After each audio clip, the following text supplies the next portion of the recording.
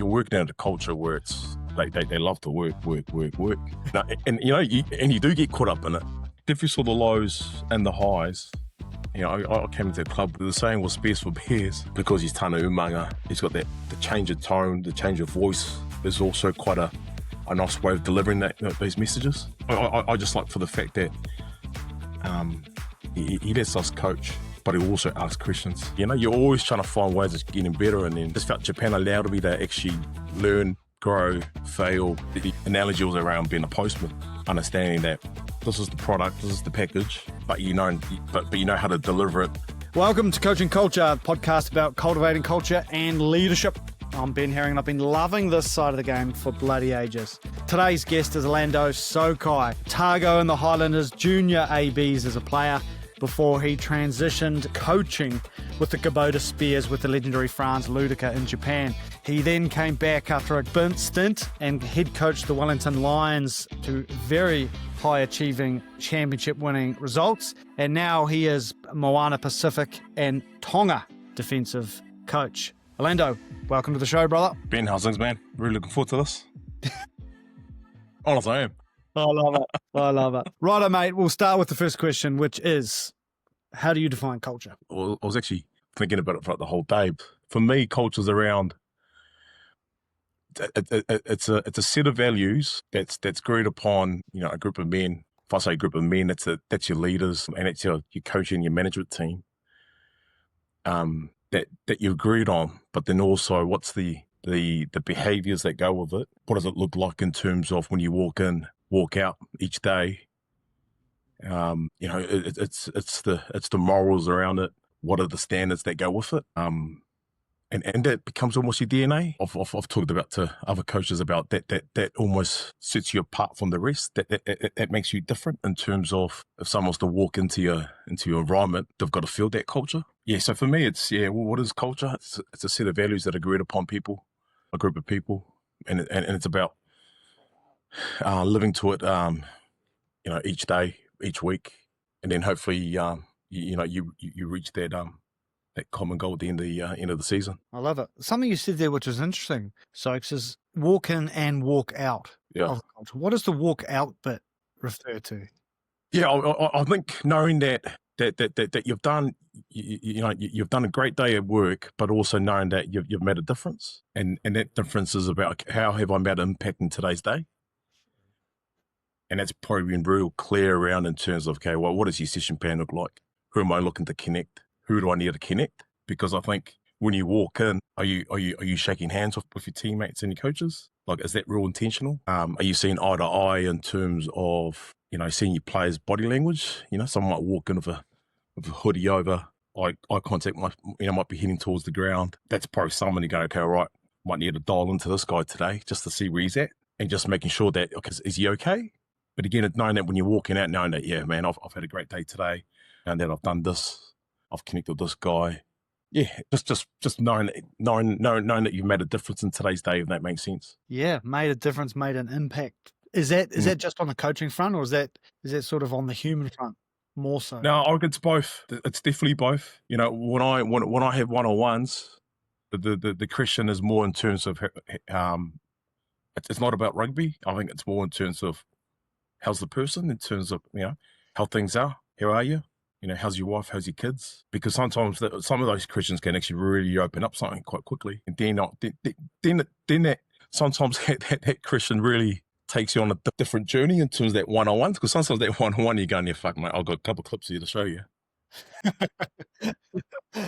But then hold up, that's it, But then when you answer that question, in terms of, how's things? Yeah, it's that whole kind of key to connect first. You nail that first, and then, all right, we're on now. Because I think that the footy side stuff will happen no matter what. But it's the ability to go, okay, all right, it's where you're at today. I think that's really important in terms of, when you're having those one-on-ones, you got discussions. Just checking in early in terms of, Mate, it's a cool phrase, care to connect first. And you're right, I believe. The footy will happen no matter what.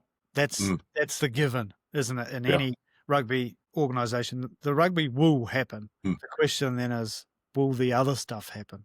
Have you been in environments where that hasn't happened, or is that where you desire to do that from? I think for me, I guess I reflected my coaching journey. It was, I started being a player coach. And I think because being a player coach and you're quite new to coaching, it's like, okay, all right, I've got to know everything in terms of being a rugby player.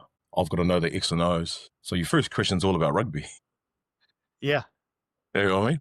Yep. And because you want to prove yourself there, like, mate, all right, I'm going to go real prepared here, and I'm going to make sure I know how, in terms of the process of a throw in the lift, a jump, a tackle, carrying clean. Whereas I think you miss the most important part, coming back to the person that's right in front of you.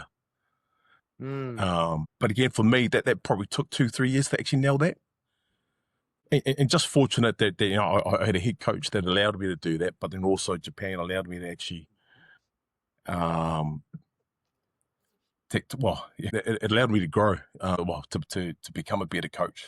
Why does Japan do that, Soaks? Yeah, I just probably felt that the time I was at in Japan, the club that I was at, it was almost just trying to find our feet in terms of where we're at as a club. And again, it probably allowed me to try new things, especially around my coaching. And, we were a club right down at the bottom at that time, but it allowed me to learn, fail, get better at this. Okay, right, here's a better process in terms of doing this. But again, you're working at a culture where it's, they love to work.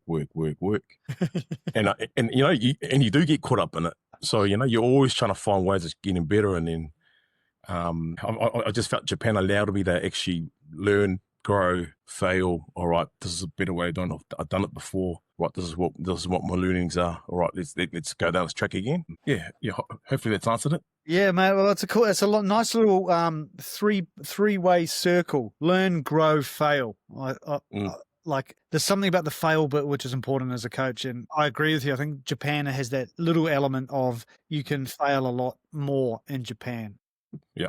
Maybe that's changing with the way that competition's going, but certainly when you started coaching in 2015 at a low-level second division team, right? And sometimes that's the beauty of starting at a level like that, right? Like you just get that opportunity to have a crack. You're not really getting critiqued super hard, and so you can afford to try stuff and see how they go and experiment, and that's cool. And I heard you talking a while back, mate, when you talked about some coaches' pathway is through grassroots and they go through the levels, and the other way is you play and then transition. Has that been and you've gone that route and done very well through that. How have you found that transition from playing to coaching? And is there anything that's caught you off guard in that area? Yeah, it can go quite naive, I felt.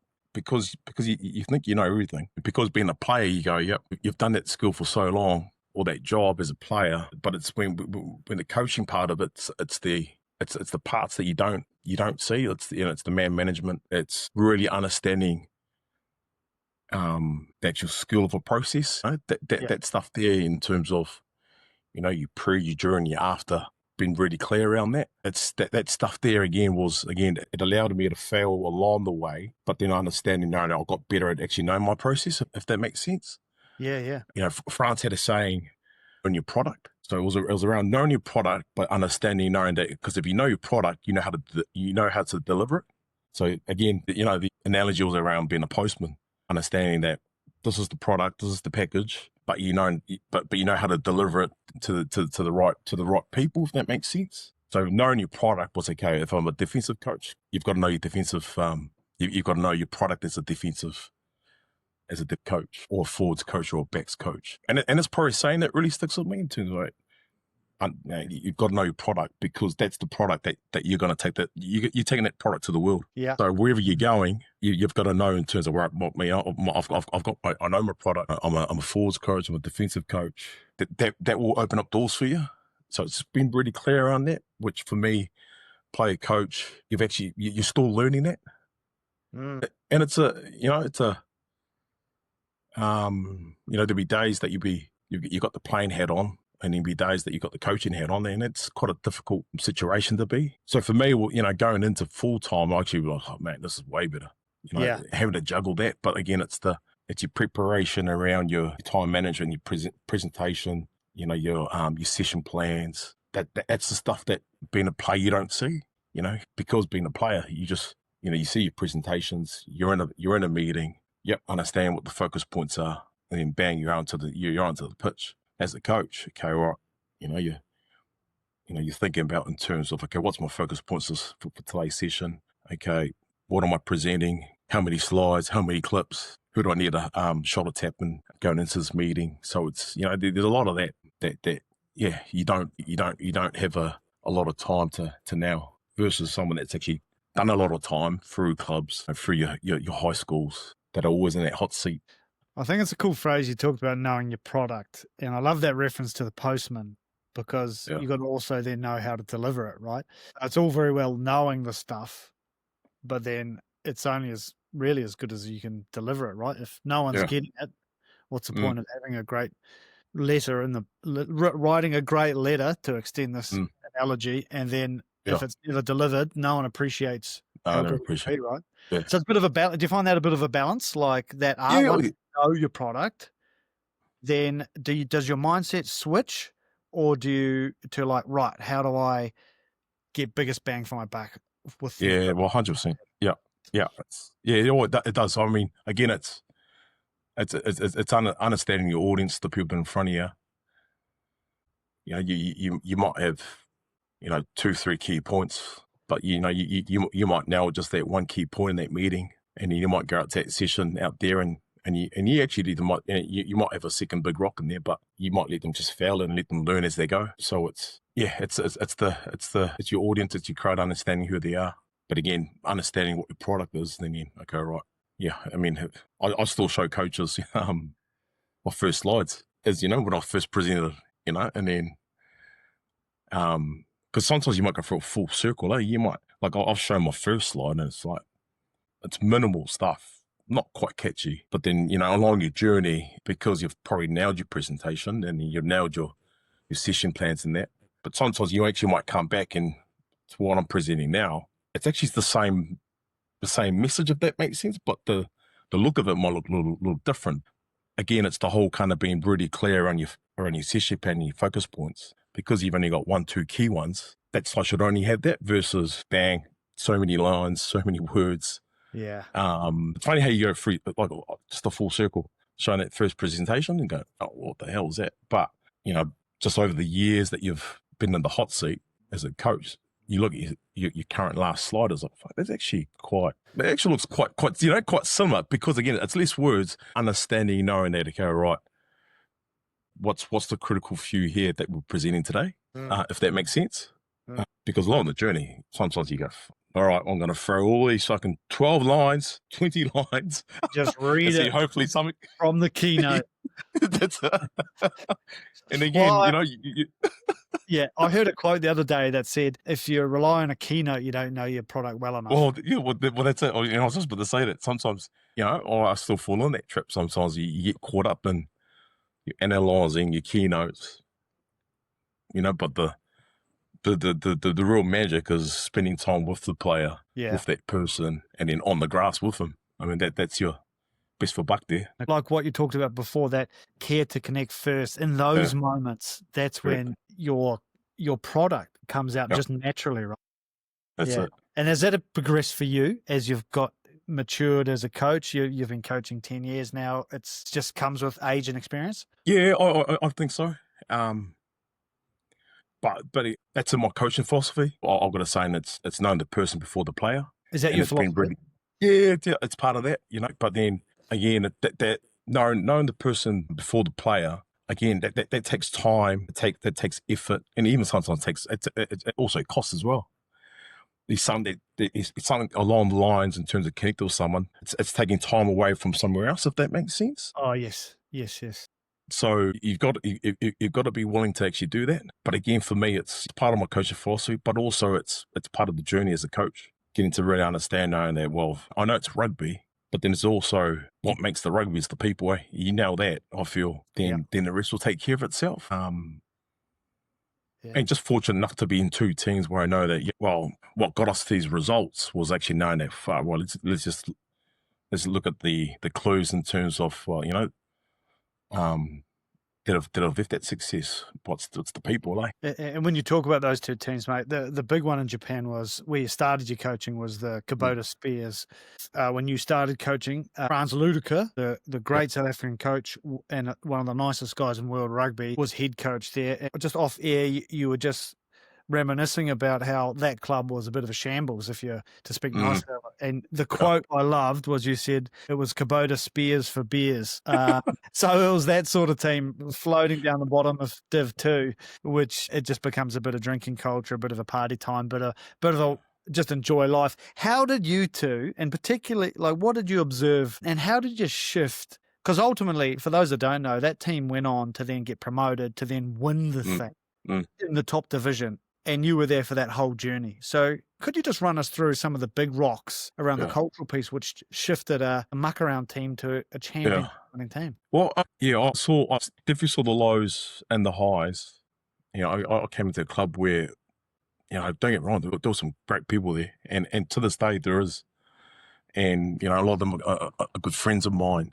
But if you look at our team and our environment and our culture, it was, the saying was Spears for beers. But it was again, it was finding in terms of, you know, what is our DNA in terms of who we are as a team or as a club. And the big shift was actually when France came in, and where, you know, it took time to actually identify that. I can remember our first meetings, you know, we were trying to nail that, our values. And at that time, you know, a lot of it was phrases. But then those phrases, again, it became this, but then it came down to just a critical few. So when I talk about phrases, one of them was like, same face. That was one of the phrases. Same face.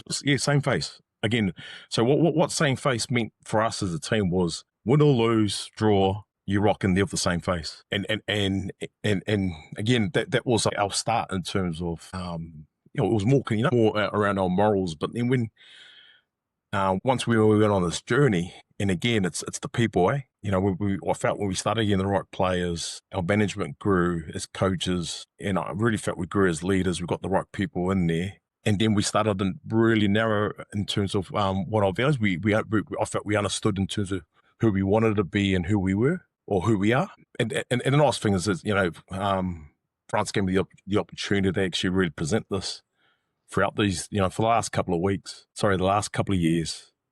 You know, we actually got, you know, he gave me time to actually present this.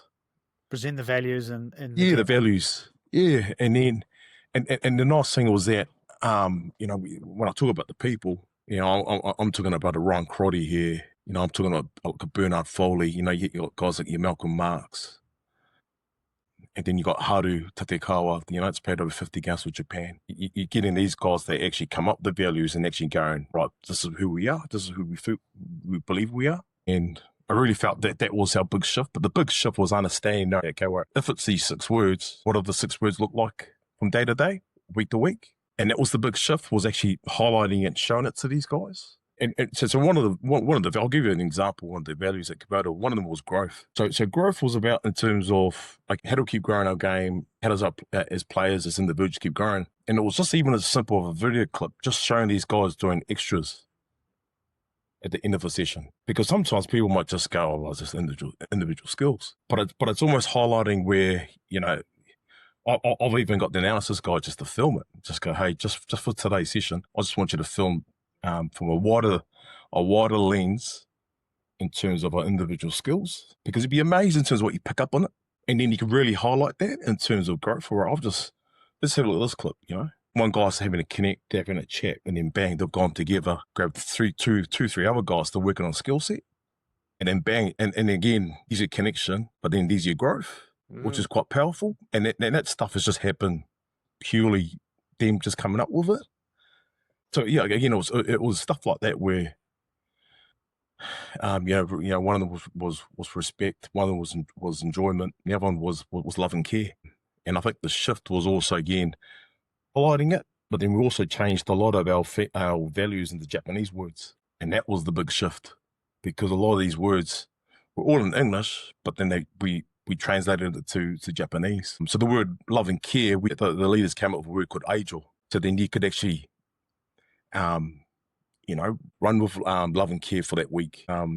And the nice thing is, to this day now, I've been away from that club the last 2 years now, but those values are still there. And it's powerful to see. And it's nice, it's just knowing that it's great to see in terms of the work that's been put in over my 12 years at Kubota to now where it is. It's there's humility around it, but understand knowing that it's in a good place because, again, these 6 words drive the company. I mean, that drives the team going forward, no matter what. Sorry. Yeah, that's just taking you on a wee journey there. No, it's a great journey, mate. The bit I'm loving is the video aspect because you use the phrase more on morals. And when you show the behaviours that you want to see, I love it that you're not showing rugby behaviours. You're showing good human behaviours of the values that you want to see, right? And it's actually a note to all coaches about the value of showing a video of just, hey, look, team, look at this. Look how this one person infects this person and who infects those 3 people. And then they go about and do something together, collaboratively, and they grow together. And you've shown, you've talked no rugby detail. This could be any setting. This could be a workspace environment or a hockey team or a boardroom. And it's the same principles. You show what you want to see and you highlight it, because if you don't, it's the same with anything that's public, right? It doesn't spread on. You've just created a contagious element with the video you've shown. It's super cool. Yeah. Super cool. And when you're talking about Franz, you mentioned this off air, and I've just noted it down as like chatting to him, he's big on coming full circle with stuff. And you said that he would every couple of weeks check in with you to see how we're going with the values that you've talked about. Is that something which stayed with you over your journey? Yeah. Well, for me, it's been, it's allowed me in terms of my journey knowing that, okay, right, what's important for me. It's understanding, knowing what are the values, what are the standards, what are the behaviors that we believe in as a team. Because again, that sets us apart. That makes us different. That makes us unique. And I really feel that you nail that part, then I really feel that rugby will take care of itself. And again, I went into Wellington, but Wellington was already successful. But it was, for me, I like to know in terms of, okay, if we're talking about love and care, or let's highlight that is our values. And again, when I went into Wellington, fortunate to be at a great team that was already winning. But again, it was like, okay, right, I want to know what are the values. So I changed the leaders. These leaders are your 𝐬𝐮𝐬𝐫𝐤s and your 𝐷𝐵𝐿𝐶s. And again, they highlighted 3 values. And to this day, well, just leaving now after last season, those 3 values that they're taking it through this year, and that's the nice thing about it, is the journey that I had with Kubota. It's been really clear in terms of my process around that, and seeing it work again, which has been the rewarding thing about it. Did you take it? You just cut and paste those learnings? Well, it's the learnings. Different one. Yeah. But then again, it's understanding, knowing that, all right, I've never had a 𝐬𝐿𝐫𝐤 at Kubota Spears, but what does Julian want? Well, it's his team, but I've got to know what makes Wellington Rugby. So again, they came up with only 3 key values. And again, that was driven throughout the whole 2024 campaign. So it was, and then again, no different in terms of the way you want to play the game. I challenged them in terms of, okay, the way we play a game, what is it though? And again, now I'm coming in with only 1 year as assistant coach, going into head coach. And then, dang, these guys have they already knew it. It was, for me, just being, again, the curiosity around it. Yeah. How was that transition from your first gig as a head coach? You come into a very successful team. How's that journey, mate? How's the stress levels on that one? Yeah, well, I was my journey as a coach. I always wanted to be a head coach at some stage, and I really felt quietly confident about it because I saw it in France. Because for me, it's fortunate to have a head coach like himself, but being a mentor for me as well. So I got to see in terms of the way he operated, the way he worked, which probably put me in a really good position to know that, okay, right, I've seen it unfold, I've seen it work. Okay, how can I put my own spin on it? So for me, going into it, was like, yeah, I'm actually ready for this. And again, just fortunate knowing that I went to an environment that was already successful. But again, yep, they can be successful, but man, at the end of the day, you got to drive them.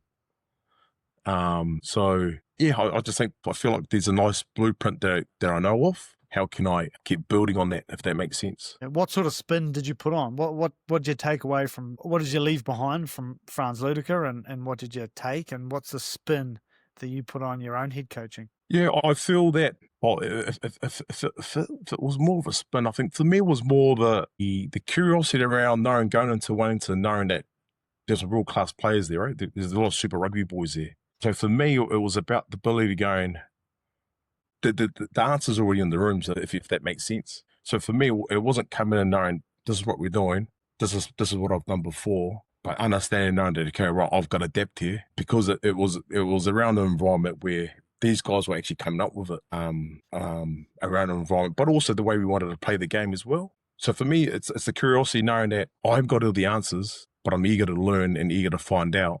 But I want you guys to actually take this. Whereas I feel back in Japan, it's a bit more kind of, okay, right, I'm gonna go first. These first couple of steps, I'll take these, but I need you to come with me. Yeah. But whereas I feel here in New Zealand, it's almost, okay, all right. A lot of the players here I feel in NZ that they actually want to take it by the horns and go. Yep. Whereas, as you know, in Japan, it's a bit more kind of, where I'm going to lead this first couple, but I need you to come with me. And that's just the cultural difference there, isn't it? Yeah. And the rugby difference too. One's a national sport in a small country. The other's a minority sport in a pretty heavily congested country. Yeah, well, that's it. It's, the whole kind of culture around it.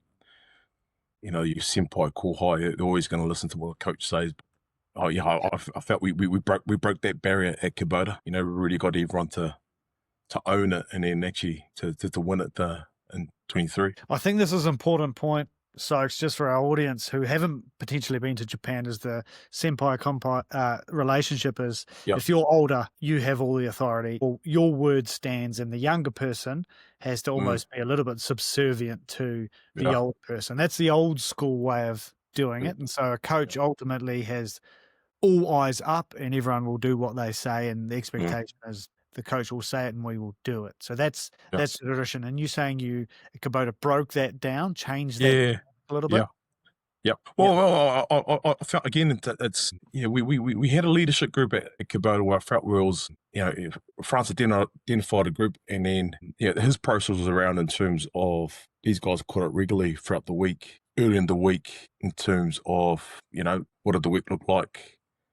This is what the sub theme looks like for the week. But then also came the back end of the week where, you're passing that torch throughout the week anyway, and then these guys are delivering the messages at your captain's run, and also then running the cutter on game day. So I really felt that broke down the barrier, because there was a mixture of a lot of foreigners and Japanese players in there that allowed them to actually lead. And then again, as I mentioned about the whole kind of what are the values, the whole kind of the love and care, that actually broke that down as well. The key factor about looking after one another, regardless the key of age factor and status.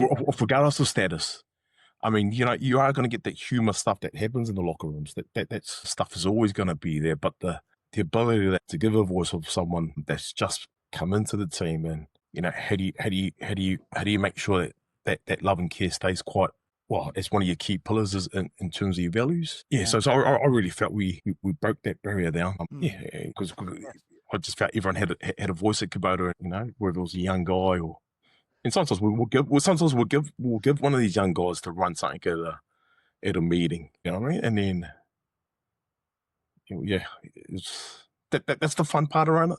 It's not delegating, it's finding a group of leaders. Because at the end of the day, you get your right leaders. They're the ones that are going to really drive your environment, your values, and the way we want to play the game. I actually love that phrase, breaking down barriers. Like for me too, that's an absolute joy in coaching. You get to break down people's barriers in terms of what they think the sport should be, and all the preconceptions that are potentially there, and about making this sport, particularly this sport, this combat aggressive sport, a real catalyst and a vehicle for something bigger and more different, which can actually affect lives going forward. So now, mate, with that in mind, breaking down barriers, you then, after a couple of seasons head coaching, winning with Wellington Lions, you took up roles with Moana Pasifika and then the Tonga. And talking about breaking down barriers, you're the defense coach. It's the ultimate. No one's breaking down barriers now, are they, Soaks? That's the new rule. How's that journey been, mate? Like going into a super enriched culture.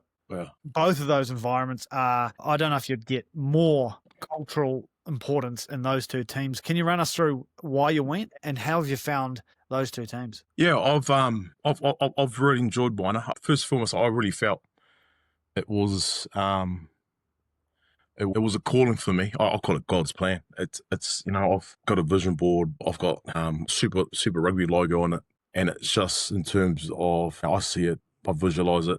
I've got the 𝐸𝐵𝐸 tahi one on it. Has that always been there? Yeah, it has. It's always been on your vision. So yep.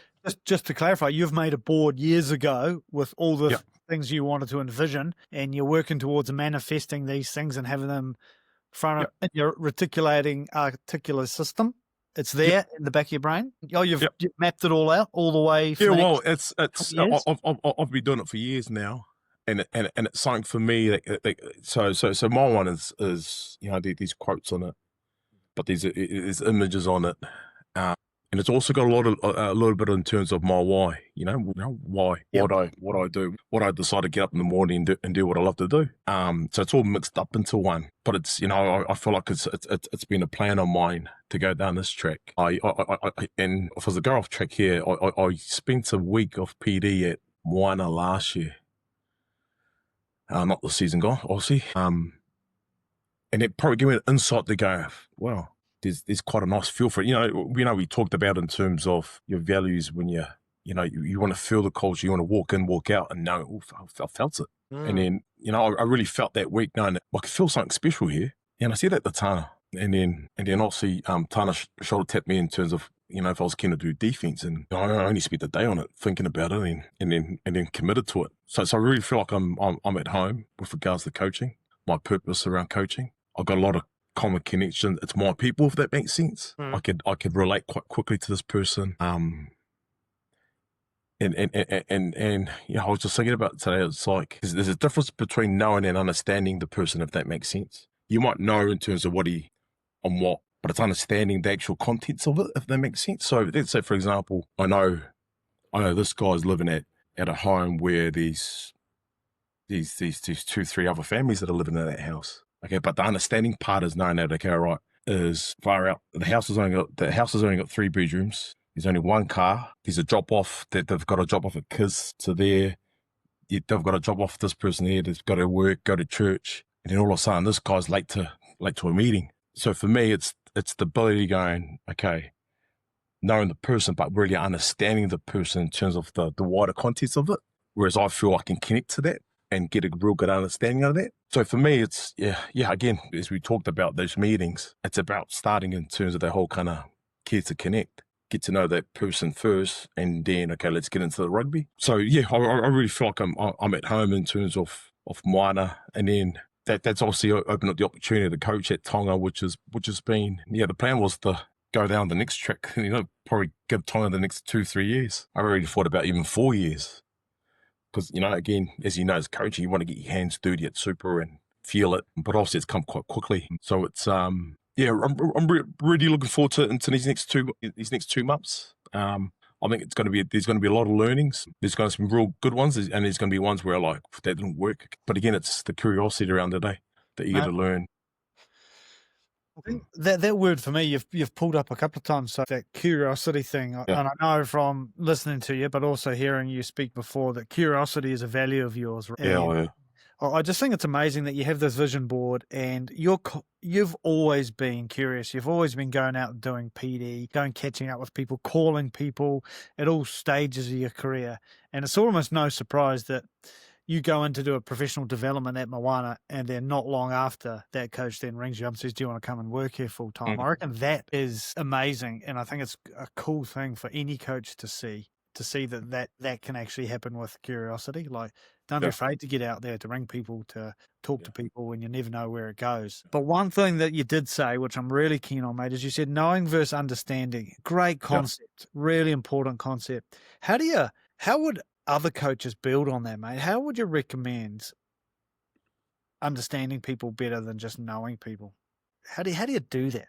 Yeah. Well, for me, I look at in terms of, I reflect in terms of what happened in Japan, where,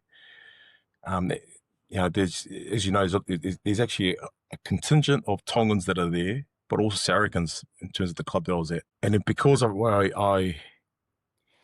had a common connection, especially these Tongan boys, and also to the South African boys to a certain extent, because to be successful, those two cultures had to get on.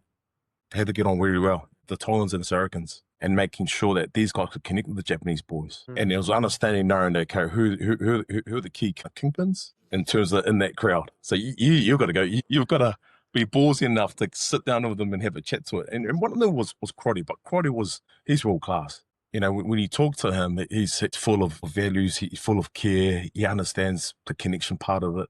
So you got to go for these guys. But when I look at the Tongan boys, the understanding part is, again, it's your meetings, it's your one-on-ones, even off-site. Yes. Some especially these Polynesian boys where, having a one-on-one in a room just on your own can be quite daunting for these guys. How can you be real? How can you be real mindful around your one-on-ones? Hey, let's just go down to a cafe. Well, hey, we'll connect somewhere else. And again, I'll go back to the time. It's going to take time and effort, and the effort's about in terms of, making time to go have your coffees, invite them over for a dinner, bring them over. Even a simple a text for a birthday text. Like I know, you get updated texts in your group chats, but the ability to actually send a text to that person directly and them know happy birthday, have a good day, blessings for many more.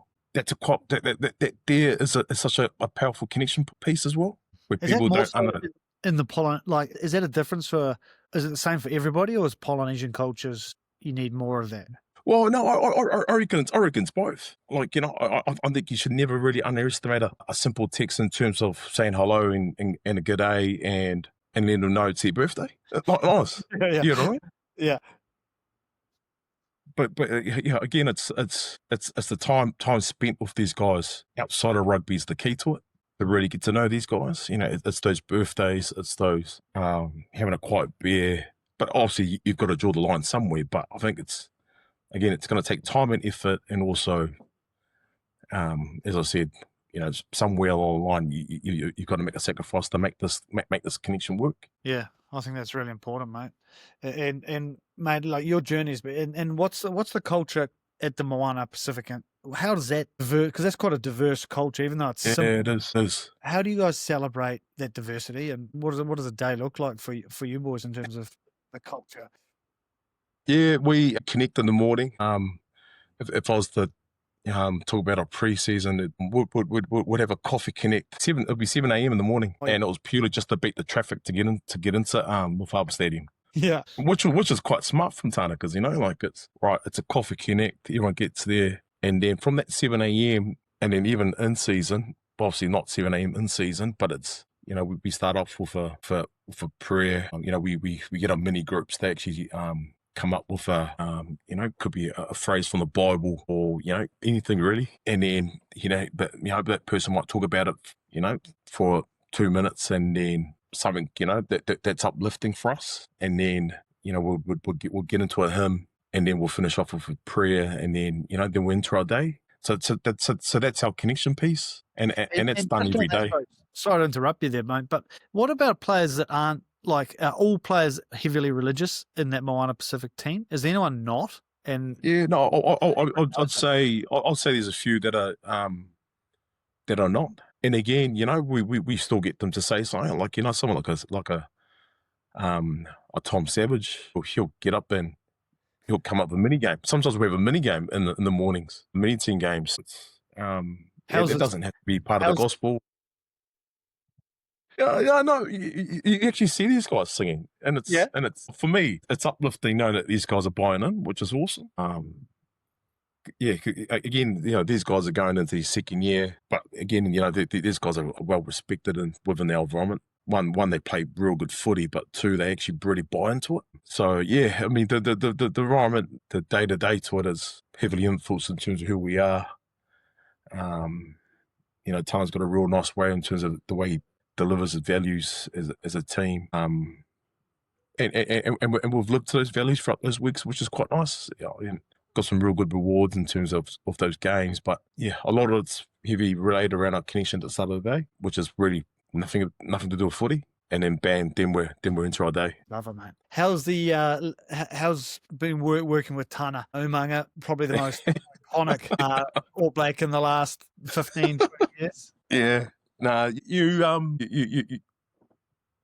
definitely pinch yourself. It's more around knowing you're walking in and you're sitting there and you go, like, that's Tana 𝐸𝐸𝐻𝐸𝐸𝐻. You know, like, I've grown up watching him play, and you might have played one NPC game against him, but he's again, as you said, very iconic. And to me, he's given us the freedom to really coach what we want to coach. He'll ask questions with regards in terms of, or what do you think, around here, Soaks, or where can we be better here? So again, he's also got that mindfulness in terms of seeing it from a different lens. And again, as I mentioned before, this was around, he's got it's the power in his voice because he lets us coach, but the ability for him to pop in, pop out, and deliver something straight away, that becomes a piece where a lot of the guys, you can really dial in quite quickly. I might see one segment around the D, but Tana's actually seen this, which is quite nice. And then he might just pop in and go, all right, let's just hold that, let's just rewind that. Okay, let's just walk through this scenario. And then, straight after it, and then, man, Tana didn't see that. And even just letting him know, just, mate, I appreciate you popping in, because that's such a powerful tool, the ability for him to pop in, because he's Tana 𝐸𝐸𝐻𝐸𝐸𝐻. He's got that, he understands the game. The change of tone, the change of voice is also quite a nice way of delivering those messages. But yeah, I just like for the fact that he lets us coach, but he also asks questions. Yeah. In terms of the way we're coaching it, where can we be better as coaches? I think that's a lovely tip for all coaches, particularly head coaches, is giving your assistant coaches real freedom and having the mindfulness to do that. And the fact that he's saving his voice to have impact when it's needed is a real skill set, and an experienced coach like him has that. He saves his bullets in terms of not firing them all the time, so when he does shoot, he wants them to hit and kill. I freaking love that. Yeah, and the other thing which you probably don't appreciate, but when you are a head coach like Tana and assistant, when you as an assistant coach say, "Hey mate, thanks, appreciate those comments, appreciate you stepping in there," there's something that's a connection for me between the two of you as coaches. So it's not a resentment piece or a "come on mate, I'm trying to do this." It's actually a collaborative piece of thing where you're working together, and just by you giving your fellow coach that little bit of feedback, it goes wonders to just keep that awesome relational connection, coaching connection together, which is a massive part of great teams, is that the coaches are aligned. So it's very special that you're doing that. Now, brother, it is coming up to the end, mate. I have one last question, which I really enjoy asking, mate, and this is it. What is something that you believe in as a coach that you reckon your peers or contemporaries would disagree with? I don't know whether it's a disagree around it, but I do agree in terms of having diversity within your coaching setup. Diversity. You might have the guy that's in your coaching setup that you might not be technically sound, but he's the right guy for the group. With regards to the connection part, could be technically sharp at what he does, but the ability that he could actually bring other skill sets to the table is really important as well. And then knowing also the people in the room, again, I go back to that whole kind of these Polynesian boys is, for me being in that room, I could quickly get to that answer quite quickly with these boys, if that makes sense. Because then again, having that diversity, the guy next to me as a coach, he's learning in terms of what I'm trying to create there. So it's and then again, no different. It's that two-way learning process. I'm going to learn from you, but then I'm hoping that you can learn one or two things from me as well. So that's where I reckon that whole kind of diversity part, where it's really important just to have that balance. Whereas again, it could be quite heavy, lump-sided, but he might not be the right guy around this in a certain part of what you want. But man, he's powerful doing this. Yeah. You know what I mean? So it's again, it's that whole kind of getting the right people in the room. Yeah. Well, here's just a follow-up to that, mate. One year we did one of those personality tests as a group of coaches, when you get lumped into this is your box that you are, and we got the whole team to do it as well. And then we split up everyone. And then we had a pretty diverse coaching group that year. And we actually said we got our own traits, and then we said, Soaks, you're with these guys because they match them. They're your guys. And Tom, they're your guys, and Ryan, they're your guys. And I was head coach, loved it because I actually when there was an issue with a player, it was often like, let's get Soaks to talk to him because he's that sort of personality type that he's probably going to connect with him best because he'll understand rather than just know, mate. And it kind of worked, mate. And certainly some of the connections you kind of went, yeah, those four guys are very similar guys. They get on like a house on fire. So this coach is with that group because he's different to the rest of us, which you don't often think about, mate. You often think about your team, the rest of your team into it, but having a look back at the coaches, for what sure. a good thing. No, It was lovely. I agree. Love it. Righto, Alando, what a pleasure it is to have you on the Coaching Culture podcast. And if I may, I would like to just wrap up with my key takeaways from this conversation with yourself. Number one is create a diversity in your coaching setup. Now, for me, this is a cool statement that you said because coaches are like pieces of a puzzle. And if you have all the same piece, the puzzle's not going to fit together in the right way. So there's a real cool component around embracing and celebrating the differences of coaches. And that's something we don't always think about and we sometimes resist.